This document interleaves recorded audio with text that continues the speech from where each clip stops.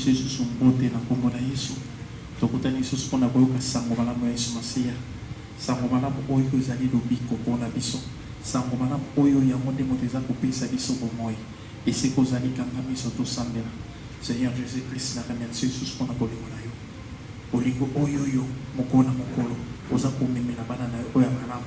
Mokolo na mokolo ozopesa biso liloba. Liloba oyo epesaka bomoi mpona Yesu Masiya. Yango totondi mpona liloba ya ntongo ya lelo. Seigneur Jésus, sala biso grâce. Oyo toza koyoka. Ezala oyo kokota na bomoi na biso. Pe tokokozwa bomoi na kombo na Yesu Kristo. Amen. Lelo nina lobeleka moko ezali so motoya. Tena moko ya kitoko. Kitoko mpona yo oyo ozali mwasi. Mwasi ya nani? Te. Babiso baza mibali bakanisi na obi. Na bengi yo pe meme ozaki mobali yeba ozali mwasi. Oza mwasi ya nani? Mwasi na Yesu Masiya. Amen. Nalingi na présenter yo mobali. Nalingi na bekilo vumani solo ya mobali.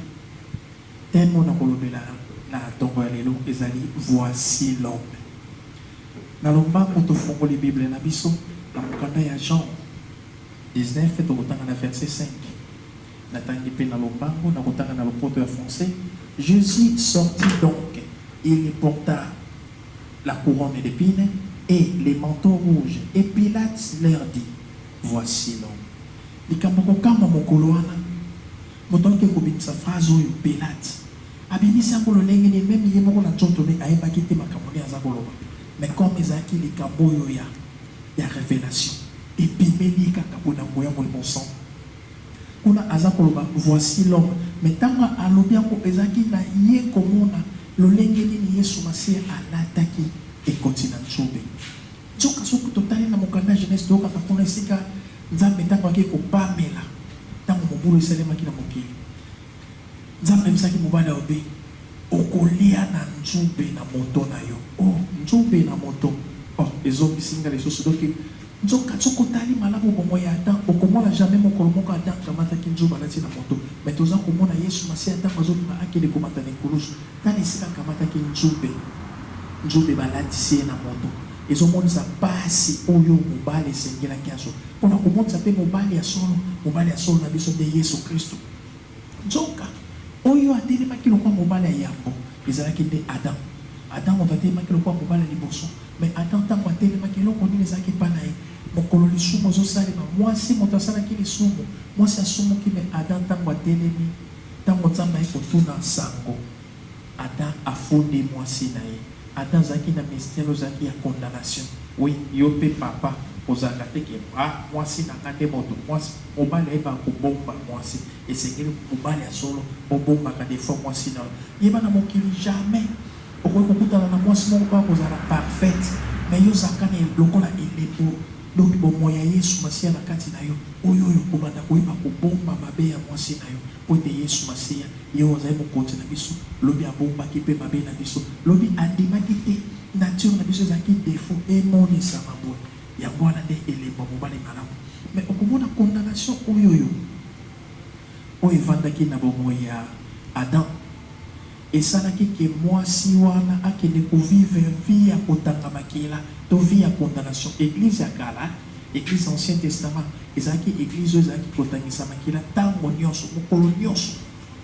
Yango komona ntango Yesu Masiya akoya ekosenga ye mokolo moko na mokanda ya Matthieu 9 verset 20 ake kokutana na mwasi oyo mpe azalaki kotanga makila. Mwasi azalaki kotanga makila azalaki elembo nini? Azalaki elembo kaka ya église oyo na ancien testament ezalaki chaque jour mokolo nyonso etangisaka makila. Mokolo nyonso makila etanga makila ezotanga mpo wani mpona masumu nyonso bato bazosala esengeli lobi omema ngombe lobi omema soki meme lobi omema pigeon ntango donc service ezosalema na kati ya temple ezosenga mokolo na mokolo makila etangaka.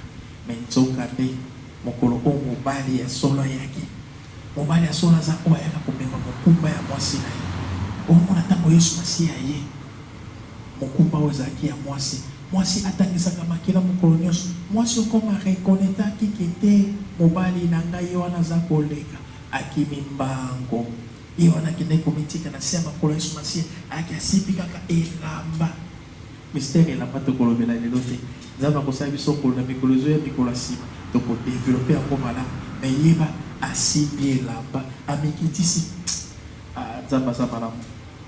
masolo oyo il faut que vous dans les solarites masolo Déborah pour laisser beaucoup mona moi ça zoé ba Valeria elamba makolo ya mobali église pe evande sa marade na makolo ya mobali image ya mobali yo nezo sala batoma omona ba muvana na makolo ya dans na enseignement pour na batoma bazaki ba vanda ki pe na makolo ya nani na makolo ya mobali bango pe tango bakotikala kwa na image ya mobali pona bango bakozana sema so bakopesa biso lingomba yeba na lingomba na bino so batea kabino basema oya ba apôtre te o batoma batika te kovanda la se ya makolo te parce que voyez na sama kona ya bato bazote yo enseignement ya Jésus Christ te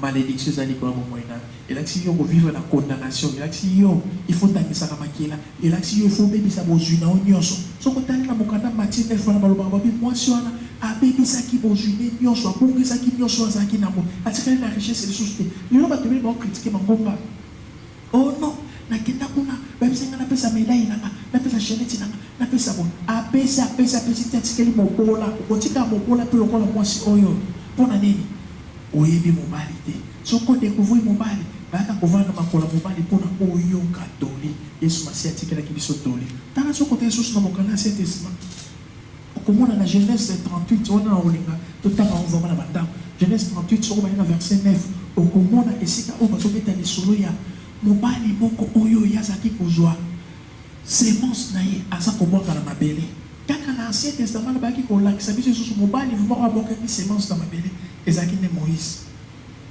mpona Moïse nzambe apesaki mobeko na yawe yango nde liloba oyo esengelaki ameme pa peuple de Dieu mais ntango aye akuti peuple de Dieu donc aye akuti mwasi na lisumu epesi ekandaka mati mobeko wana abwaki yango na mabele yango meme explication mobimba oyo ya ebombamaki na Genèse 38 na lisolo ya Juda na Tamar babetaka lisolo babaka mwana moko azalaki wana azalaki kokamata semence na ye mpo azalaki kobwaka yango na mabele Moïse nde moto ayaki kobwaka semence na mabele alingaki semence anekende pa peuple te mokomona mokolo Yesu Masiya akoya eloko liboso kobenga biso soko otangi na mokanda ya Jacques 4:4 abaka adultère que vous êtes c'est-à-dire esi akuti mwasi na ye na kati ya adultère mais mwasi oyo akokuta na adultère lisolo ngo ifo tanga ngo malamu sikoyo na Jean 8 na verset 1 na 11 okoka baopita lisolo ya mwasi moko oyo bakangaki na bondumba mwasi oyo bakangaki na bondumba ezalaki image ya ngai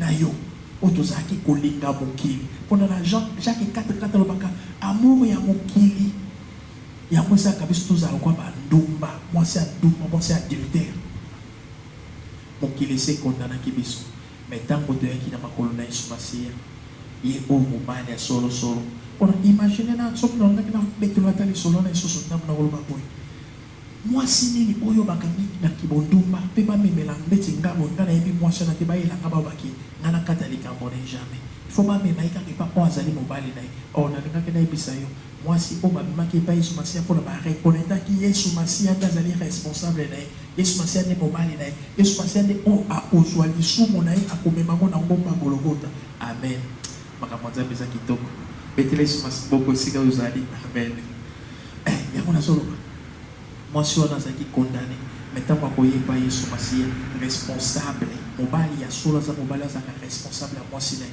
Yesu Masiya akondima azwa charge ya mwasi wana akozwa charge ya mwasi wana mpe ye akotika mwasi wana libre talaka na soko azotuna atuni mwasi wana bato baki okondane yo wapi bango baza lisusu te baza te bamoni likambo moko te ya mabe akokondane yo mwasi wana bamoni likambo akokondane nga te mpona nini charge wana esekendaki pa mobali amen soko otangi lisusu na mokanda ya Ephésiens 5 esika soko mobali abanda kotikela mwasi lolenge nini yo ifo ozala mpona nga namema mokumba na yo Yesu Masiya ayebisaka église aoba mwasi tosa mobali na yo oui na naloba na yo ozali mwasi na Yesu yo nde eklesi yeba kotosa mobali okotosa mobali ndenge nini esengeli oyeba maloba ya mobali aloba nini loba na mobali nde yango moto ekopesa makasi loba mobali yango nde moto ekolendisa yo loba mobali yango nde eza protection na yo loba mobali yango nde moto oyekolakisa meme nzela mpona psaume 119 verset 75 babaka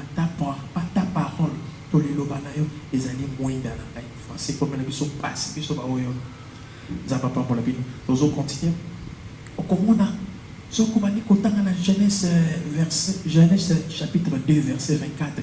Babeta lesoya kobeta mobali aza oyo atikaka baboti na ye. Nangane biso tezana mobali moko ya solo po andimaki atika bokonzi na ye Yesu Kristo. Pona ya kovanda na yo oyo zali mwasi na ye. Bosanga boko meloko moko. Oui, imaginez. Na pe na bala mais mwasi na ngana minito esiko ya zali ne esika kala zali. To abisika mibali. Mais to bala la mais ngana ina bisa yo ko za l'église. Tango bala ni na Yesu Masia. Yo na ye boko meloko moko. E ko za esika moko te oyo yo ko kende to yo ko sa. Yesu Masia salate. Ya wana Bible ata isaka biso bakabona. Na kozalaka na bino kino suka ya keke.